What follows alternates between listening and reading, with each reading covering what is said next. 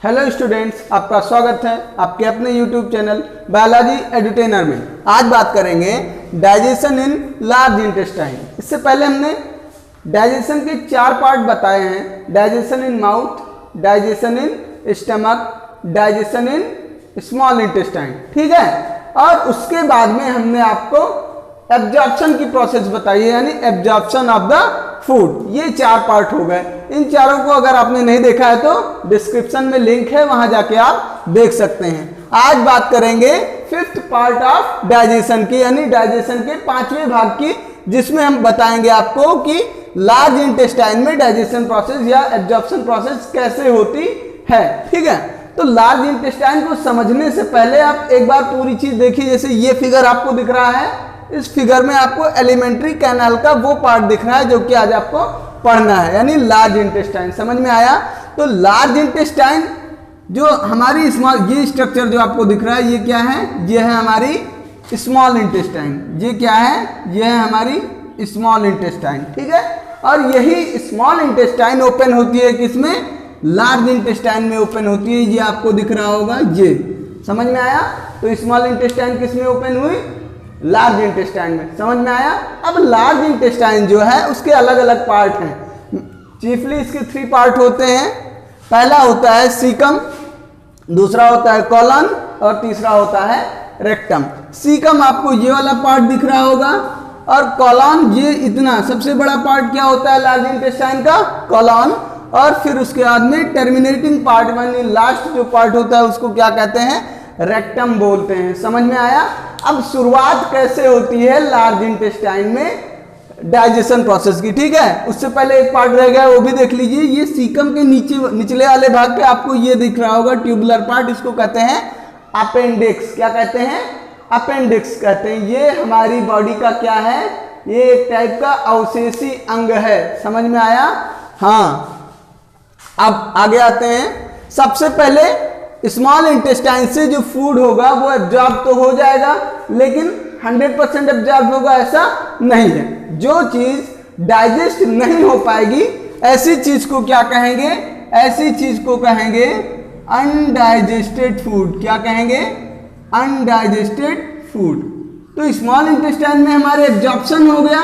कल वाले वीडियो में हमने बताया था विलाई था, और उसी विलाई के थ्रू क्या हो रहा था? एक्टिव और पैसिव एब्जॉर्प्शन से एब्जॉर्प्शन की प्रोसेस हो रही थी। ठीक है, तो एब्जॉर्प्शन फूड का जब हो गया तो जो बचा वो क्या हो गया? वो हो गया अनडाइजेस्टेड फूड, जिसको कहते हैं स्टूल। STOOL stool. ये क्या है? ये अनडाइजेस्टेड फूड है, और ये along with the large amount of water, यानी बहुत ज्यादा हैवी वाटर के साथ ये कहां पहुंच जाता है?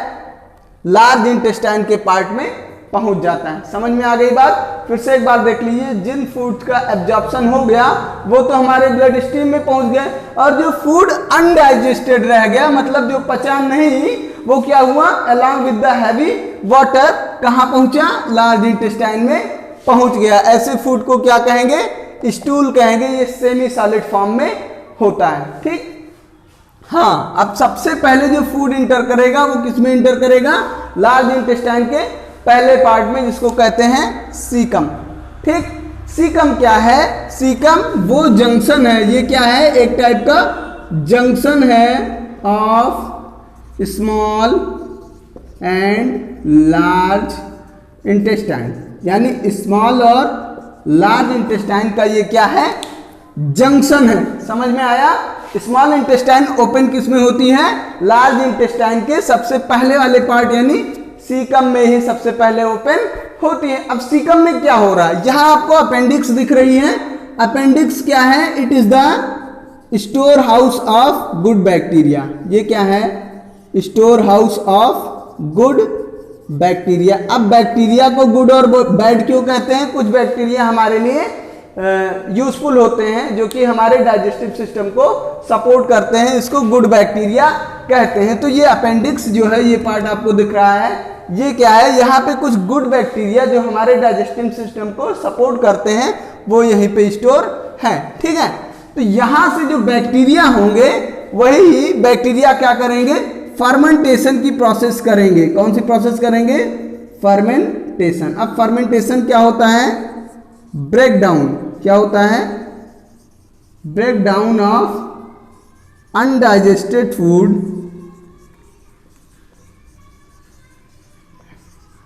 By bacterial action, by bacterial action.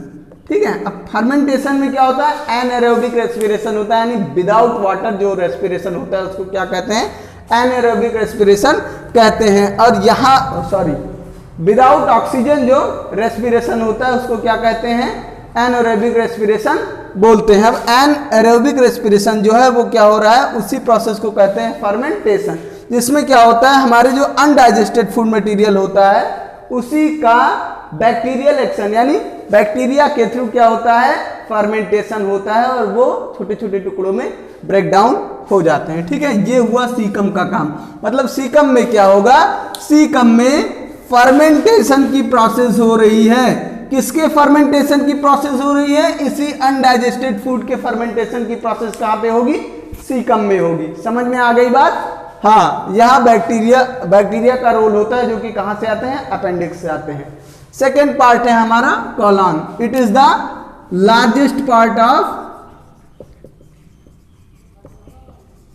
Large intestine, यानी लार्ज इंटेस्टाइन का क्या है, ये लार्जेस्ट पार्ट है, यानी सबसे बड़ा पार्ट है। ठीक, अब इसकी जो वॉल्स होती हैं, लार्ज इंटेस्टाइन की जो वॉल्स होती हैं, ठीक है, यहीं से एब्जॉर्प्शन प्रोसेस होती है। लार्ज इंटेस्टाइन में जो ये कॉलन है, यहां से लेकर के यहां तक ये पूरा क्या है, ये कॉलन है। ठीक है, और कॉलन से क्या होता है, कॉलन से होता है एब्जॉर्प्शन ऑफ वाटर।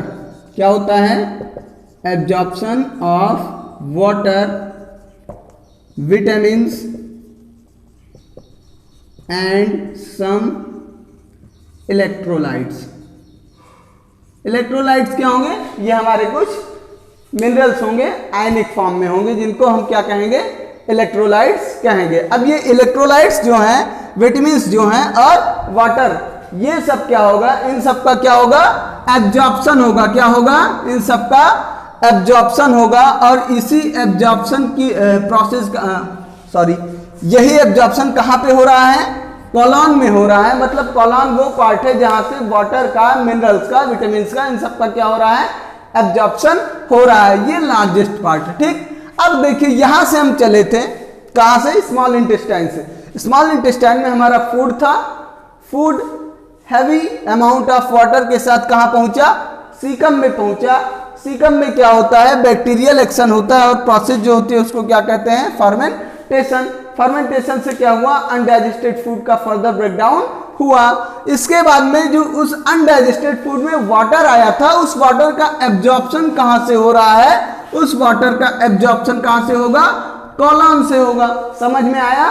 अब जो बचा वो सेमी सॉलिड फूड जो हमारा बचा है वो क्या होगा, वो फाइनली आके इस वाले पार्ट में, जिसको हम क्या कहते हैं, रेक्टम कहते हैं। इसको क्या कहेंगे, स्टोर हाउस ऑफ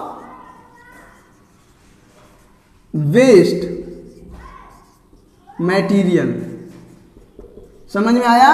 जो हमारा वेस्ट मटेरियल है, फाइनल प्रोडक्ट जिसको हमारी बॉडी से एक्सक्रीट आउट हो जाना है, यानी बाहर निकल जाना है, वो क्या है, वो वेस्ट मटेरियल है। और यही वेस्ट मटेरियल वाटर के एब्जॉर्प्शन में, कॉलन से वाटर का एब्जॉर्प्शन हो रहा है और वाटर के एब्जॉर्प्शन के बाद कहां ये आके स्टोर हो जाएगा, रेक्टम में स्टोर हो जाएगा। और एक समय के बाद ये जो ओपनिंग है, ये क्या है, इसको कहते हैं एनस। इस ओपनिंग के थ्रू हमारी बॉडी से ये वेस्ट मटेरियल बाहर निकल जाएगा। समझ में आया। तो ये पूरा डेवलपमेंट किस में हो रहा था, ये लार्ज इंटेस्टाइन में हो रहा था। फिर से एक बार मैं आपको रिवाइज करा दे रहा हूं। तीन पार्ट इसके होते हैं, सीकम, कॉलन और रेक्टम। ठीक है।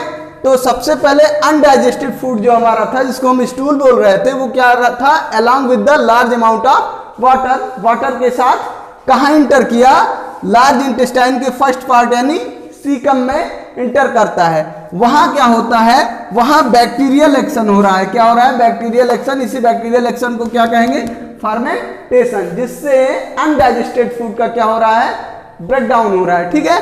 अब जो वाटर बचा, वो वाटर क्या होगा, अगले पार्ट, लार्ज इंटेस्टाइन के अगले पार्ट यानी कॉलन से क्या होगा, एब्जॉर्ब हो जाएगा, कुछ विटामिन्स और कुछ मिनरल्स भी इससे एब्जॉर्ब होंगे। अब जो बचा वो क्या बचा, केवल और केवल अनडाइजेस्टेड फूड यानी वेस्ट मटेरियल ही बचा, जो कि आके यहाँ रेक्टम में स्टोर हो रहा है और फिर एक समय के बाद ये बॉडी से एनएस के थ्रू बाहर निकल जा रहा है। तो ये ओवरऑल आपका हो गया development in large intestine, digestion process in large intestine. ठीक है, अब आपका पूरा कंप्लीट हो गया।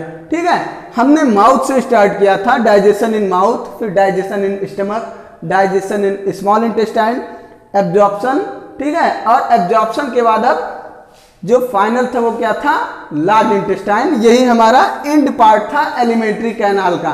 तो अब पूरी डाइजेशन प्रोसेस खत्म हो गई। क्लास 10th के लिए मैं बता रहा हूं कि एक प्रोसेस आपकी खत्म हो गई। कल से हम आपको रेस्पिरेशन प्रोसेस के वीडियोस लेकर आएंगे। अगर ये वीडियो आपको पसंद आया है तो लाइक कर दीजिए और चैनल को अभी तक आपने सब्सक्राइब नहीं किया है तो चैनल को भी सब्सक्राइब कर दीजिए। Thank you.